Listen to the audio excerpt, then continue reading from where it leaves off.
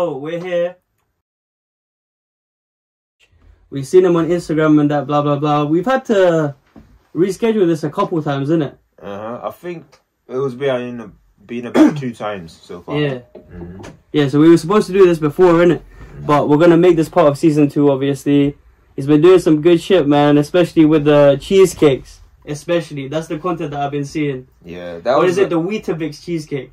Yeah, that's your thing, innit? The Biscoff Weetabix cheesecake. Oh my gosh, it was lush. Yeah, it was lush and high protein, everything. Yeah, but that's your hack, innit? That's one of your pieces of content that I've watched like time and time again. Because you know what, I've had to make that shit, you know. Recently, man. I'm on like 87 kg kind of thing, and I want to obviously move it down. Maybe the Asian body coach can help with that. So I mean, if you could tell the people what you do, introduce yourself. Okay. Tell them your name, all of that. Okay, so my name is Tambir. I'm the Asian body coach. I'm known as the ABC online. The ABC, come on. Yeah, it's an Asian body coach. Google, you know. Come on. Yeah, you have to make things catchy nowadays. Yeah. But essentially what I do, I help people lose weight with curry. Yeah, with curry. Yeah, I help them lose weight with curry. Yeah. Without restricting their cultural food and without restricting their cultural events. Yeah. We do it in a way where literally culture, diet comes together, and we lose weight with curry. We enjoy it, and we make it part of our lifestyle. Yeah, and I guess someone who's listening is probably like, "What the fuck? How does that make sense?" Right? Like when we think of curry, we're like, "Okay, if I'm on a diet, I stay away from that shit." Right? But you're right in saying that there's no real escaping curry, especially if you're trying to save money. Especially with this like cost of living crisis and stuff like that, it kind of ties into the theme of like, okay, how do I lose weight while eating the foods that are already being made every night? Yeah, because I'm assuming when you go home, you have to have mum's curry, right? And yeah, most of the time, unless I'm eating out. But then obviously eating out becomes expensive, you know, especially towards the end of the month, right? Yeah, and like most people, cost of living is a big thing in London currently. Yeah, with raising prices for food, petrol, everything. Yeah, but most people are choosing to eat at home or make foods at home. Yeah. So healthy cooking, and that tends to be South Asian food. Yeah. Right? And if you're able to make your South Asian food, your cultural food healthy, and your parents are having it too, your family's having it, it's a win-win. You're losing weight, they're losing weight, you're on this beautiful journey together. Yeah. Why not? Why not? And the thing is, like, you might be saying that now, and someone in the audience is definitely like, this is facetious. You know, this doesn't make sense to me. This goes against everything that I've ever believed in, right? And then on top of that fact, we know that the elders can be a little bit stingy with what they like put out there and what they cook, because they're used to a certain way of cooking. They're used to a certain level of oil in the food, for example. So what would you say? Is it more focusing on controlling portions, or is it like a mix of things? Like, what would you say in the simple terms? I try not to cut out the curry, but I focus on the ones that are lowest in calories and lowest in fat. Okay, give us an example, man. Right. So I stay away from like meat. So lamb, beef might be high in saturated fat, might be high in calories. Swap it out for something like chicken, lean chicken, chicken tikka, tilapia, prawns. Right? Because prawns are hard. Yeah, prawns are hard. They're expensive. Yeah, they're hard. You probably like them in terms of nice, man. Yeah, prawn shag, shagalu, etc. Yeah, buna. Anything that's high in protein, low in calories, I'd go for them. Chicken, prawns, chicken tikka, tilapia as well. But Mizan, I think you're in what's called an Indian household. So is there more veg options rather than? Nah, man, it's all meat. So we eat halal meat like all the time. So it's mostly consisting of chicken, right? Because it's like, you know, kind of affordable, blah blah blah. But then obviously we have our lamb sometimes. You know, there'll be the occasional fish. We really like coconut curry. So it's like really rich, kind of yellowy curry that we normally have. So yeah, man. Now there's no real escaping it. That's the issue. The coconut, right? Especially the coconut oil that gets added. Yeah, we call it kukupaka, by the way. For anyone who doesn't know. That's Swahili. Yeah, but the thing is with that is, there's one issue with the coconut and the oil. Yeah. It's just as bad, if not worse, in terms of calories. Yeah. Right, so I tell clients, look, when you get the curry, weigh it out. Right, weigh out your curry, guys. Because once you do that, let's say you have 200 grams of chicken curry. Yeah. Remove the shira, the oil, as much as possible when you weigh it out. Yeah. But the good thing is, it becomes a hack. Once you know what 200 grams of chicken curry looks like, yeah, you go to a restaurant, you go to nanny's house, grandma's house. Yeah. You know what that 200 grams of chicken curry looks like. That's the thing, because we don't think about it, right? Like, it's something that we assess with our minds and we scale with our minds vaguely when we're at a restaurant. We're like, oh, that could be 400 grams, but until we've actually seen it and weighed it out, sometimes people have to see it to believe it, right? And that's what you're saying. You're like giving people perspective when you start doing those kind of things. But what made you start doing those kind of things? So I'm an online coach currently. Yeah, we'll get on to why you started in the first place, but obviously there must have been some point where you were like, oh, I need to start weighing it out. What made you start that? That's a good question. And I think, because that might lead up to why you started being an Asian body coach in the first place, right?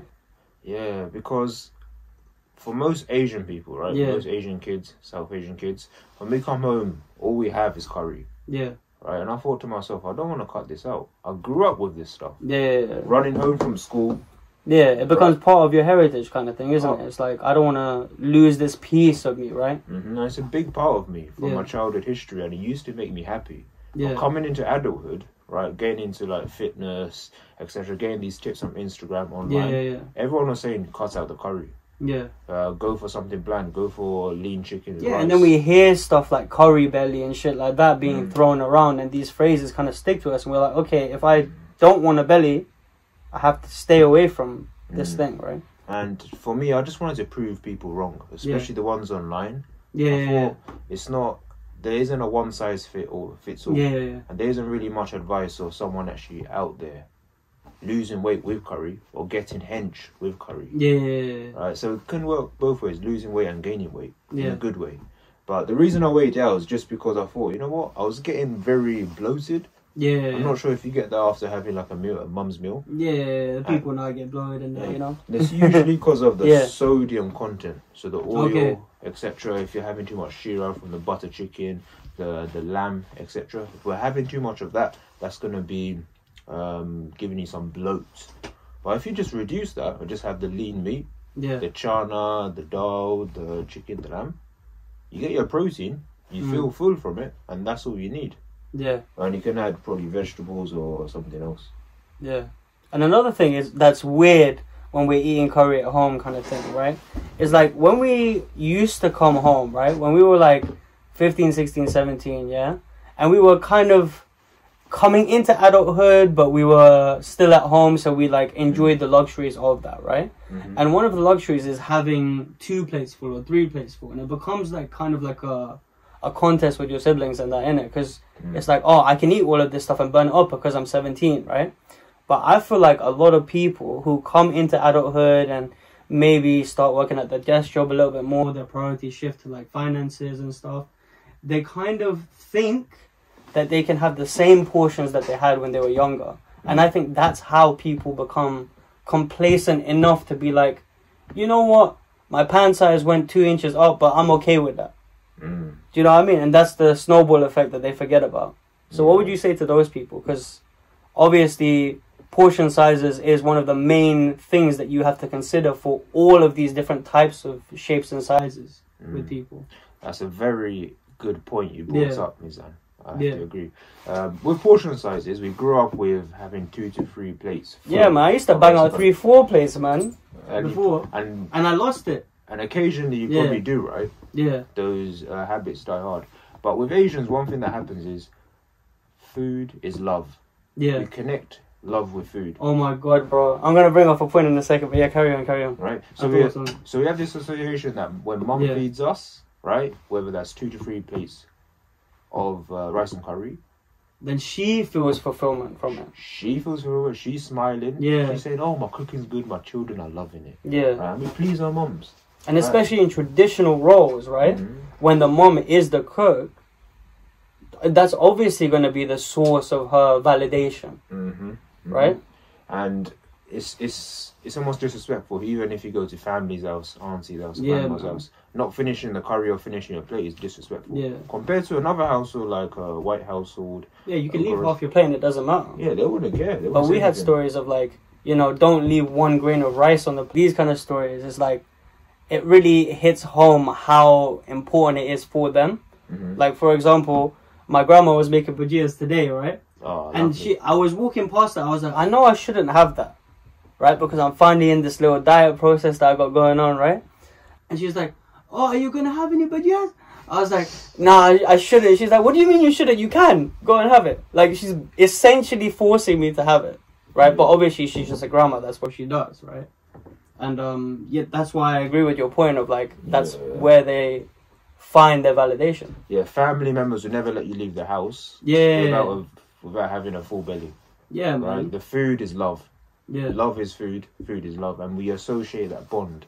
And it becomes troubling because for South Asians, if you do that one way, right, you're going to associate food with comfort. Yeah. In other areas of life. When things get stressful at work, that's crazy. Once you actually have, like, let's say a relationship that you come out from 7 years, you break up with the girl, you're going to turn to food. That's a good connection for you, though.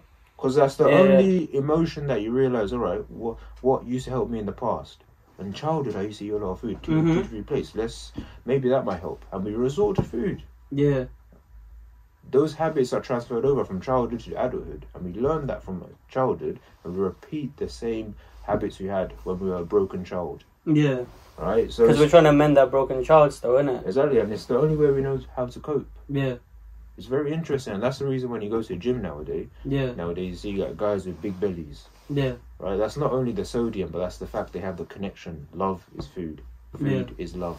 Right? That's what they learn from their parents. Yeah, man. And, like, the thing is, when you are going on, like, these dates and shit like that, right? Like, where do you go? Where do you go when you're trying to impress someone? You go out to eat. Mm-hmm. Maybe that's another trigger from your broken child, you know what I mean? Yeah, escapism. I'd say. And we have that in all aspects of life, but it's very interesting when it comes to food, right? And I'll give you this hack. If you ever go out to family's house or go out to restaurants, right, we have to, it's like, sometimes we need a relationship. It's not the consumption of food that's a problem. Yeah. It's the overconsumption. Yeah. Right, so literally feeling as if you have to be full. You have to leave the table, think you have to finish everything. Yeah.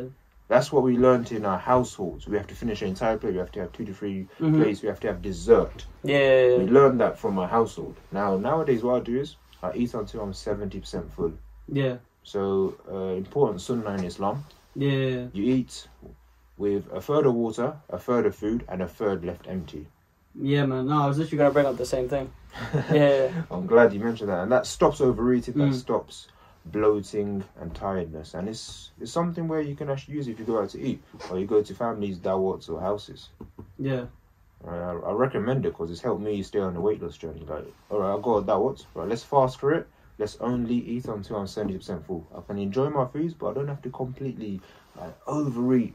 I don't have to eat until I'm completely 110% full. Yeah, it's not like man versus food all the time, innit? And I feel like that's kind of the association that people give sometimes when they're eating food, you know? Exactly. But yeah, why did you want to become a body coach, bro? What were you doing before this? So... Who is Tanveer, man? So, before Asian Body Coach... Yeah. I was working an accountancy job. Okay, in the city for about 5 years. Loved it to bits. But then lockdown came and literally I was stuck at home, etc. Yeah, it was quite a hard time, and I thought, you know what, let's start a business, because I always wanted to start a business. And then during that time, a year before, I was doing online coaching with another coach. So I was trying to diet down, as in you were doing it with someone else who was an online body coach? Yeah, so I went through the online coaching process. Yeah, and why did you start that? Because it might be a reason why people come to you now. I think it was similar to you. I came through a breakup. Yeah. Right? And I wanted something new to focus on. Yeah. Something fresh in life, a target. Yeah. Because it's probably the best thing you can do after a breakup, I'll be honest. Yeah, man. Going on a weight loss journey. Yeah. Bang gym, see your abs for the first time. Yeah, literally. Like, you could actually even probably get a better girl. That's what I was thinking in my head. Yeah, I mean, that's how you have to think, to be honest, when you're single. Yeah. You know, because otherwise, like, you're just gonna settle for some bullshit Mm-hmm. that you're not really trying to attract, even in terms of like the value sense. Yeah. You know, if you don't feel 100%, then you're gonna go into those scenarios with a lower profile of yourself. You know, so you hold yourself back, right? Yeah, and I think even with people, anyone that breaks up or goes into a new marriage or divorce, it gives you that time to actually think, you know what, let's just level up. Let's try to improve myself and rethink. Yeah. So I went with this online coach. I think it was a white guy. Really good coach, etc. Only issue was I hated it. Okay. I was losing weight probably every week, but there was moments where he would give me a plan, an eating plan. It wasn't tailored to my Asian household. Yeah. So essentially, I was having bland chicken and rice, vegetables. But the hardest part was I was sitting with my family, mum, dad, sister, brother. Yeah. They're all having curry. You're having different food. Yeah, I'm having different food. I'm just sitting there thinking, this feels very awkward and very, it just doesn't feel natural to me. Yeah, if it was like you're kind of going against the household to the people who expect you to eat their food on a day-to-day basis, right? I felt like a recluse, as anyone would, having bland veggies. Yeah, man. And then something clicked. I was thinking, like, what if I did do a curry? Right? And I'm that very entrepreneurial type of person where I find solutions. Yeah. I work in accountancy. I'm always looking for solutions. I'm always looking for something else. And that's the best way to start business, isn't it? Is to identify a problem that you've encountered yourself, right? Mm-hmm. And there was definitely a gap in the market, and I thought, you know what? Who else could do this, right? Yeah. No one else is doing it. Let's start it. So I had my PT qualification already, and I thought, let's just start posting on Instagram, etc., seeing if anyone relates. Yeah. And the funny thing is, people did during lockdown. Like, cause in lockdown especially, right? Mm-hmm. Yeah. Lockdown, surprisingly, the business boomed. Yeah. In the first 3 to 4 months, and I just went for it. Although the sticking point was, mum didn't believe in me, dad didn't believe in me. Yeah, because you were all cushy, man. You did exactly what they said you should do, right? In the sense of like doing the uni degree and then getting into accountancy, right? You did a uni degree, right? Yeah.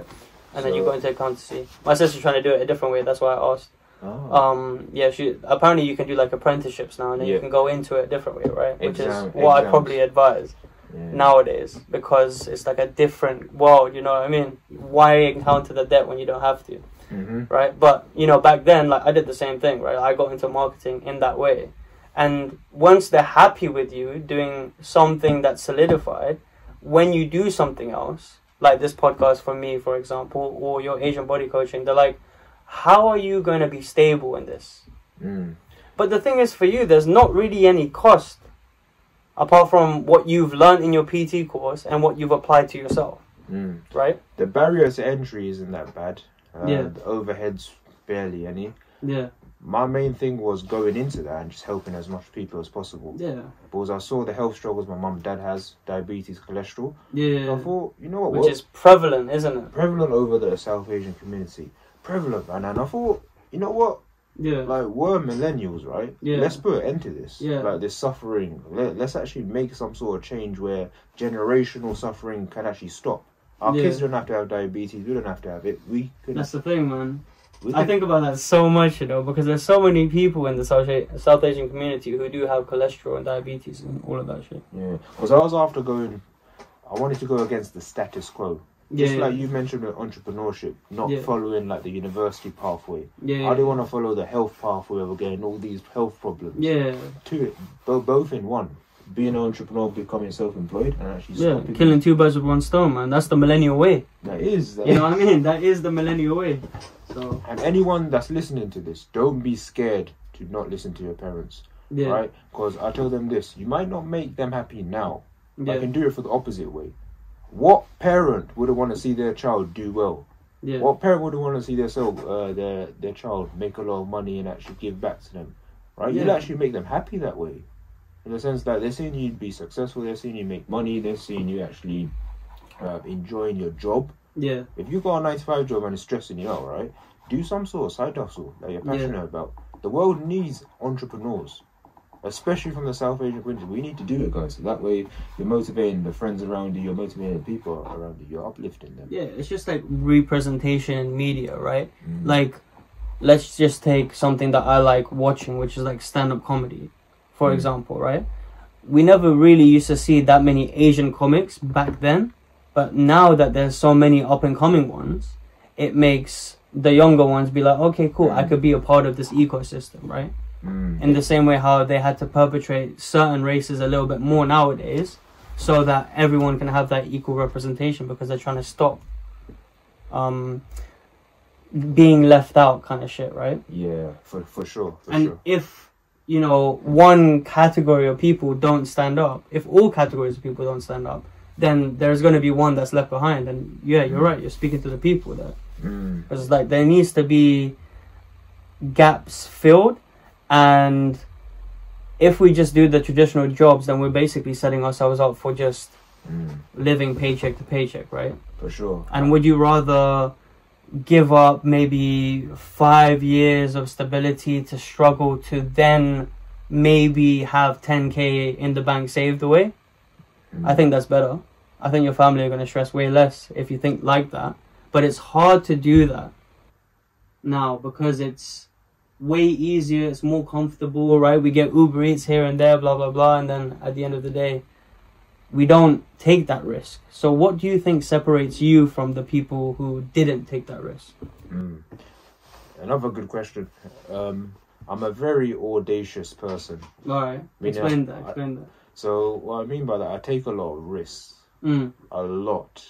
And one thing you probably don't know about me is during my accountancy days, I haven't told many people this, I probably got fired 11 times. Okay. During that 5 to 6 year spell of working in that industry. And that's mainly because I never followed the rules. Okay. Right? I always found a faster way of doing things.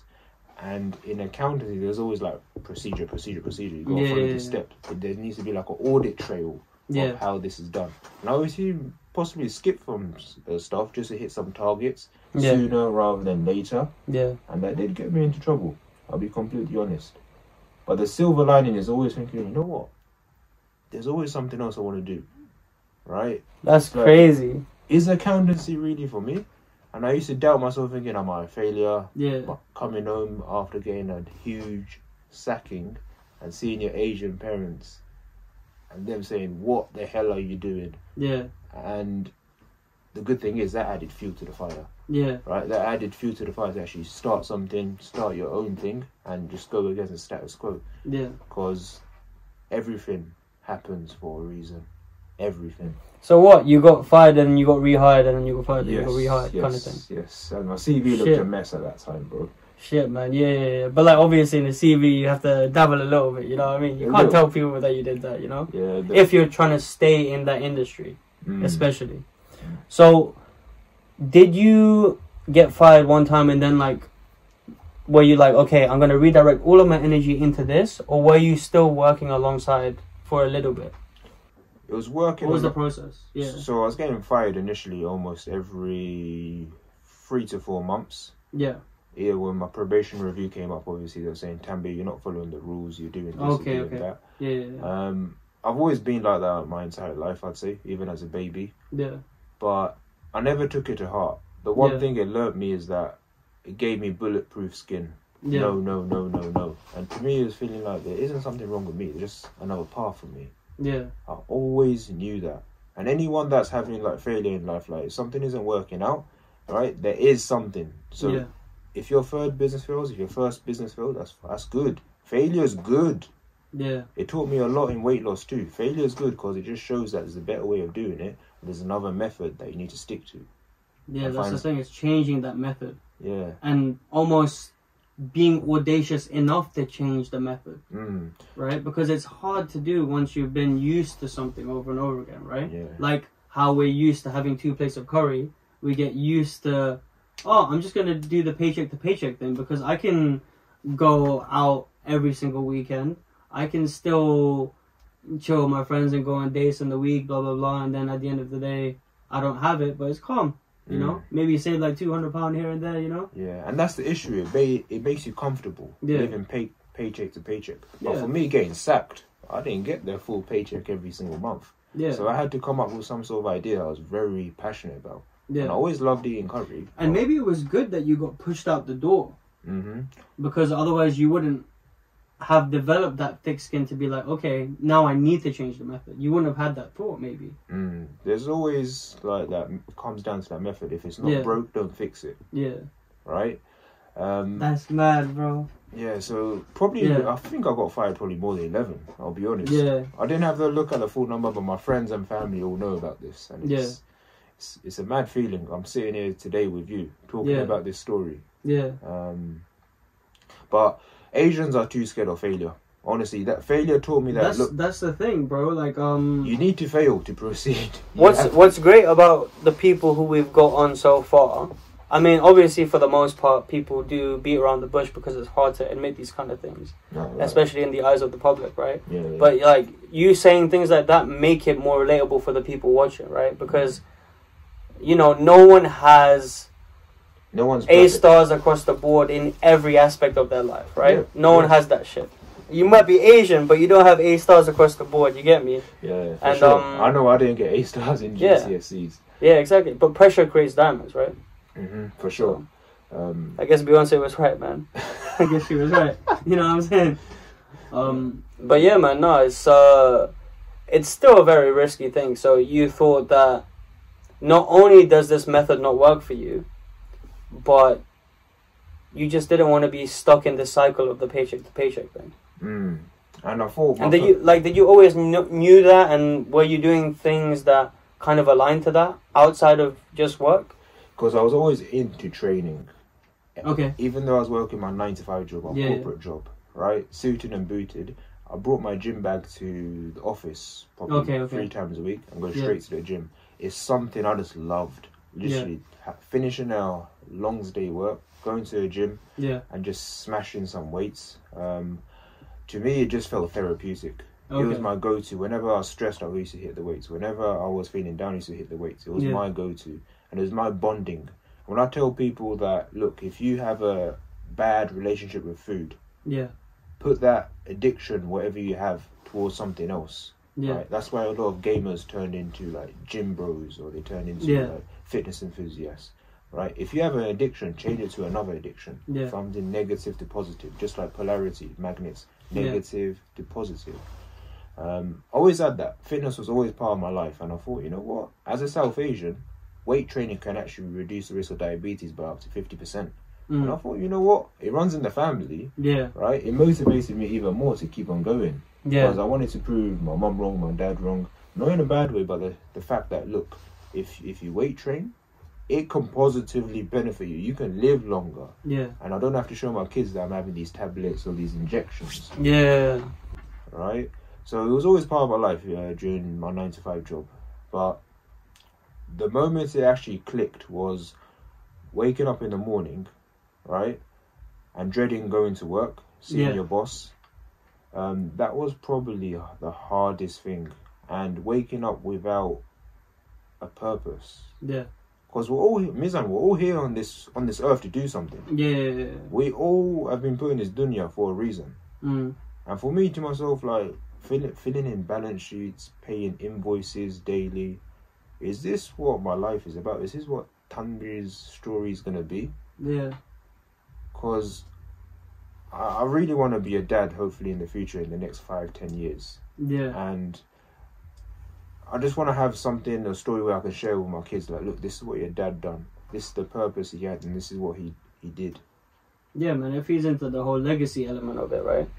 For sure. Like, we don't want to be remembered as someone who just filled out balance sheets, right? You want to be known as someone who went against the grain, right? You want to be known for these words that you throw out, like being audacious, right?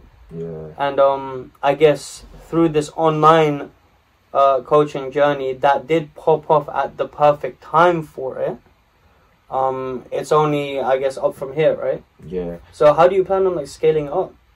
So when it comes to scaling, I look at what's worked well in the past. Okay.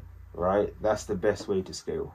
So for me, one thing I really love doing is like these ABC lose weight, eat curry challenges. Okay. So it's like a 7-day challenge where everyone that hops on it, loses about half a kilo to a kilo in a week.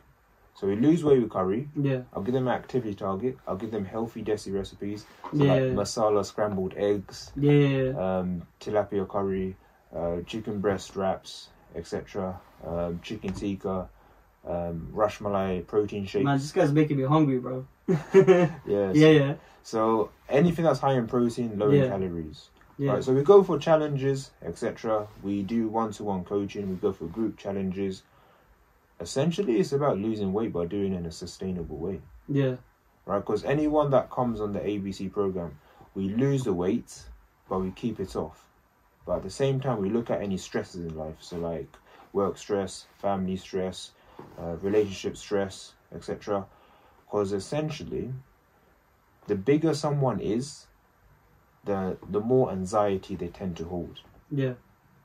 Right? And what I mean by that is, the bigger I am, the more safer I feel. No one's going to push me over. No one's going to mess with me. Yeah, okay. It's a very psychological thing. And that's the reason why people might store more body fat. Because they feel safe. They feel like they need more protection, more layers of protection. Exactly. You hit the nail on That's crazy. I don't even know if I necessarily believe that, but it's kind of clicking in a sense, right? Because you kind of see how people operate when they have like more fat, right? Yeah. And this is not obviously the body shame anyone, blah blah blah, but like that's what it is, right? You feel insecure in yourself, but you also feel like safer because you can kind of be more in the corner. You don't have to worry about doing things that you would have done if you were in your peak physical condition. You'll actually feel more safer in your skin if there wasn't any stress. But usually when people go through a stressful period, right, or a busy period at work, do they A, tend to hold more body fat or gain weight, or B, lose it and probably be their best version of themselves, their energy skyrocketing, their sleep's good? Which one would you say? I mean, it's very rare to be the second one, right? Yes, of course. Very rare. Almost, I barely ever see it. Yeah. But... And you know that because the influx of people who come to you are going to be the people who've been like, yo, Tanvir, man, listen, I've been stressed out at work. I've been just sitting at my desk. I can't remove myself from my desk. I can't even go for a walk, right?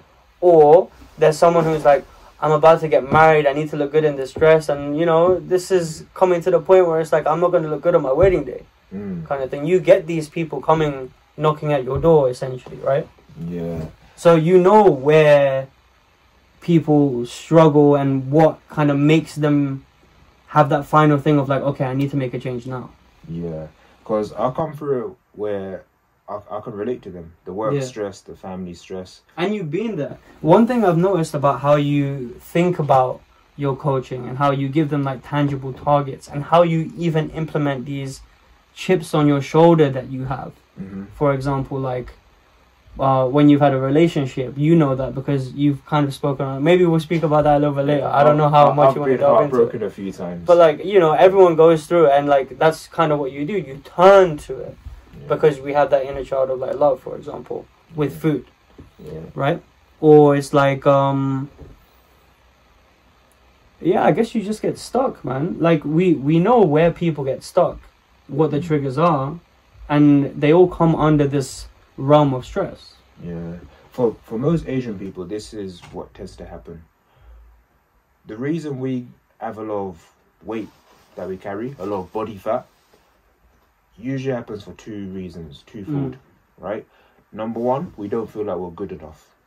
Okay. Deep down, there's a void within us, that something that might have happened in childhood, relationship, maybe even a divorce, where it didn't make you feel like you're good enough. So you have this void. So there's two ways to deal with that. We reach for food when stressed. Yeah. Or number two, we overwork ourselves to exhaustion and secretly feel happy about it. Those two are trauma responses of not feeling good enough. And that's the reason someone might hold more body fat, they might put on weight, because they don't feel like they're good enough. And like you said, secretly feel good enough. Yes. Or secretly feel good about overworking yourself. Yes. And that's what you're saying about like changing your addiction, right? Because you want to have that you want to choose the addiction that's harder to maintain and turn into a habit. But that's the hurdle that people face, right? Because it's an arm's length away, because the Gantia is an arm's length away, right? We grab onto it. But we don't travel that 15, 20 minutes to the gym and back. Because which one's easier, right? We'll always choose comfort. That's going to be our default reasoning. And that would usually happen if we live a life of comfort. Yeah. Paycheck to paycheck, going out to eat, hanging around with friends that choose comfort, pleasure over work, right? It's going to happen over and over. And one thing I tell people, right? The way you do anything is the way you do everything. Right? So you just choosing comfort once or twice, even once or twice a day, can add up. Your brain will always shift more towards a comfort route. It will always seek out the easiest way. It will always seek out the most comfortable way because it knows that's what it's accustomed to. And people listening to you saying that right now are hating you for even saying it, because they know you're speaking the truth, but they don't want to hear it because it actually hurts. Do you know what I mean? Like, that's what's crazy. Like, you kind of have to have this critical feedback where you're just speaking strictly facts, and the people who get offended are the people who will choose comfort. That's the thing. That's what's crazy. I'm speaking out to those people. Yeah. Right? And hopefully they're listening, because this is the advice I wish I had when I was 18, 19. Yeah. But the good thing is I realised it early on when I was getting sacked from all those jobs. Yeah. I wasn't choosing comfort. I was choosing something else where let's keep on going. Because even nature shows us. Yeah. Like, if you don't grow, you get cut off, you die. Just like animal gets extinct. The reason they're getting extinct is because nature doesn't need them anymore. Yeah. Right? It doesn't need them. They just they become extinct. They phase out. Either serve or provide, just like in nature, or you will become extinct. Yeah. And one other analogy I like to say is even the trees, right? Depending on whether you had a good childhood, good upbringing, or good family home, the trees that are the strongest in the world are the ones that survive the biggest winds, the biggest hurricanes, the biggest torrential rain. Right? They're tall, they're strong. And that just goes to show nature, if you can survive in nature with those tall winds, those strong winds, you become the tallest trees, the strongest trees out there. And that's exactly how human life is too. Yeah, and like it speaks to how people think about things like this. It's like their mindset, right? It's like if you remove yourself because of this digital age, blah blah blah, you forget where we came from and what made us stronger and what made us more valid back in the days, right? And these things still reign true today. And what you're saying about, like, you know, surviving the strongest hurricanes, or back in the day when, you know, we had to literally go to war, and the people who didn't stick around are the people who didn't contribute enough to that war, you know, because they weren't strong enough, for example. So, yeah, man, you're speaking facts, man. Hope the people are listening. Yeah, this is exactly the golden nuggets I wish I had. It's absolutely mad. Like, I probably attested to, and I probably don't remember it enough, the fact that I got sacked so many times. I know it sounds awful, but it made me a better person. And I'm grateful for it. A lot of people will look at their past as negatives. That breakup was bad. My dad used to treat me bad. My mum used to treat me bad. My teachers treated me bad. Were you rebellious back in the day? Not in school, but more in the workplace, I'd say. You were more rebellious in the workplace than you were, like, normally? Yeah, for sure. And it's mainly because I was unhappy. Okay, so it was more like acting out. Yeah, and because I was unhappy, I had that unused energy, and I was trying to inflict on my managers and colleagues. Yeah. But I'm grateful that happened. I'm grateful the fact that I had these problems in my life, because everything happens for a reason, and if they don't happen, right, how are you going to learn? How are you going to become better? Right? Yeah. So, I have a question for you, Mizan. Yeah, man. What's one thing you're grateful for, and what's probably the biggest tragedy that's happened to you? The biggest tragedy? Could be at the workplace, could be a relationship. I don't know, maybe that's my mindset, right? I guess the biggest tragedy is like kind of yeah, staying stagnant for so long, man. To be honest, like in its entirety, right? Because one thing I wish I knew before is if I didn't take any risks now, then I would only be standing on my corporate job, right? And I waited on doing something creative like this podcast to then go into different endeavors like social media management, blah blah blah, because that's what I want to get into eventually, right? If I stalled, then I would feel like there is no other baskets that I have my hands on, right? And in this day and age, we kind of need to have multiple baskets in order to maintain ourselves, especially in the midst of this cost of living crisis, stuff like that. So I would say that in the last 3 years of just working my corporate job and feeling comfortable, that's probably in itself the tragedy that formed how I think now. Because now there's a sense of urgency behind it. Now it's like, okay, I have to produce these kind of conversations because back in the day, I'm normally pretty good at having these like open-minded conversations, especially because I can pick what they're actually saying behind the words, right? The people around me, or like whether they were in relationships, because I've been in many relationships, as the people who know me know, right? So I guess it's like pushing myself to actually explore my passions quicker is what I learned from that tragedy. But I guess things that built me up, if that's your question, is probably doing door-to-door sales. Yeah. So that's where I gained most of my confidence, right?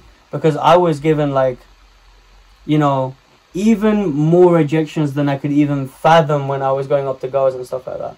Yeah. Right? Like I sympathize with the people who think they're like 2s and 3s out there trying to go for dates, because essentially that's how the people who you're knocking on their door look at you as, right? They're like, there's no way this guy's going to sell me anything. And back in the day, that was commission only sales. So if I didn't make those 6 sales that I was projected to reach as a team leader in that, then I would go home without any money, right? And obviously, you know, my parents would have obviously supported me, but still, that was like my bread. That was like my way of having a lifestyle. I didn't take student finance. Mizan, big up to you, man. Yeah. Mad. Yeah, man. No, but it was good. It was a good 7 months. Wow. And guess why I went into that? Guess what pushed me in that direction? Was it after a breakup? A big fat breakup. There you go. No way. Yeah, man. So I was like close to, you know, talking about marriage then, because I was actually dating the halal.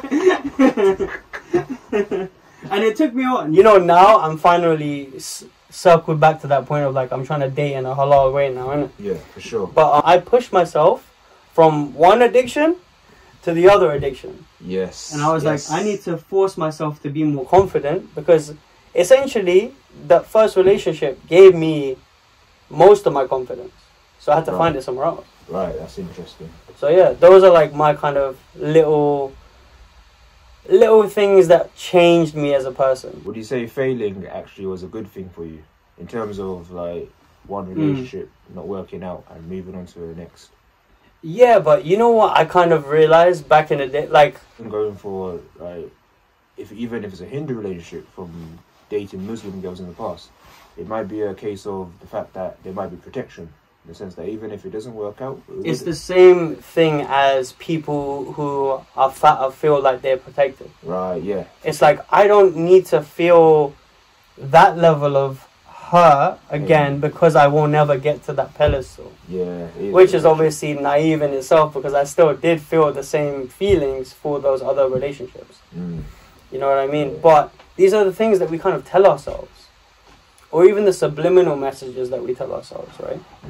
Because they really do make up your brain. Like, once you change a certain thing about your mindset, once you start, like, putting the gym into your schedule, for example, right after work, like you mentioned before, it sort of, that's cool. It sort of changes how you approach it.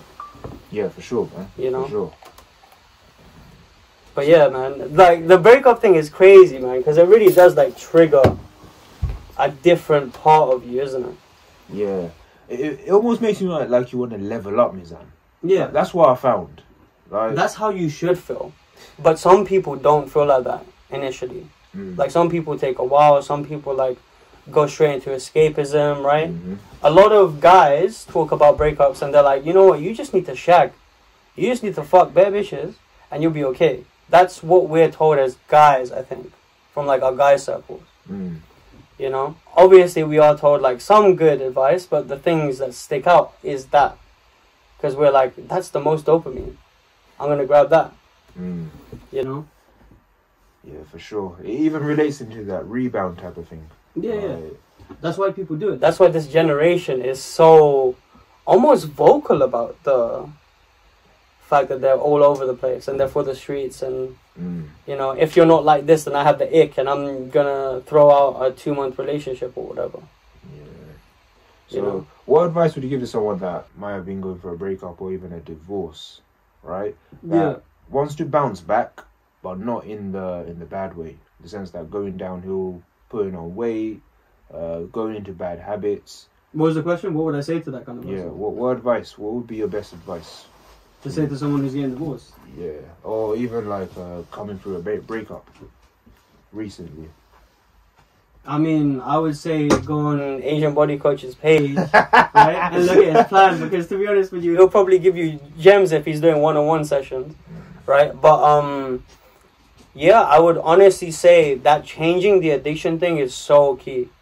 Because you are addicted to the attachment that you have of that person. That's what you're addicted to. You're addicted to that attachment.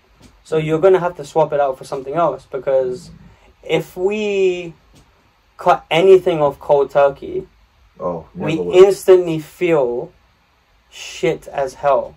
And we'll probably, even if we eat clean for one day, you'll probably eat twice as bad the next day, and you're forming an even worse compound effect.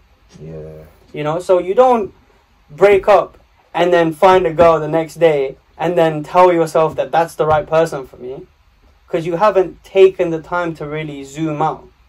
The reason why we're able to critique football matches in the way that we do is because we're in the audience and we can see the whole pitch, and they are just one player on that pitch.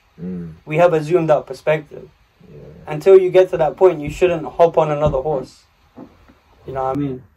So, so that's what I've learned. I think that's through my shit. That's a good answer, especially being introspective and what about you? Zooming out. I like to come through a different direction. Go on, tell them. A completely different direction. Tell them, bro. Right, so usually when I come through a breakup, the last thing I want is for that to happen again. For me to go through all that pain, all that hardship, just for it to end suddenly like that. Right?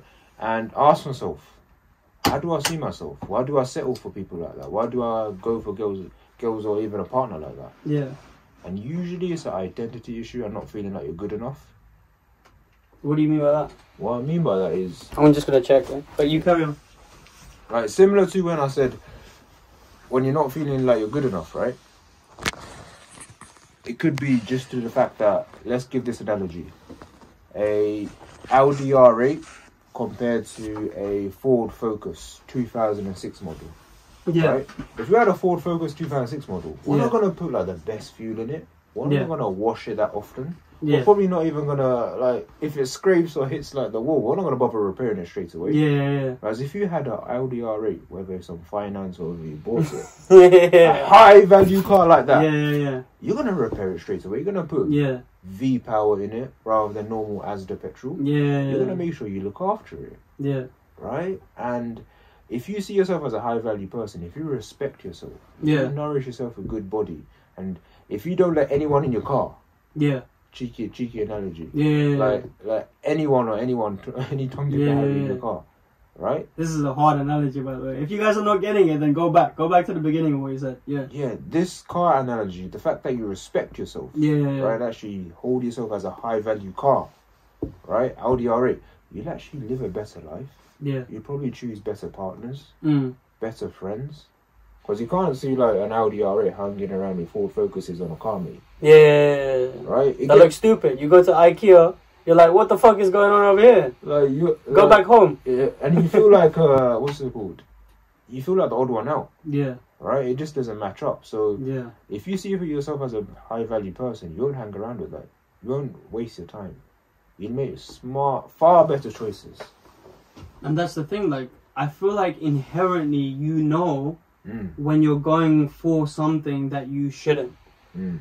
And it's the lies that you tell yourself on top of that action, like, oh no, it's okay, you know, I'm only doing this because I'm comfortable.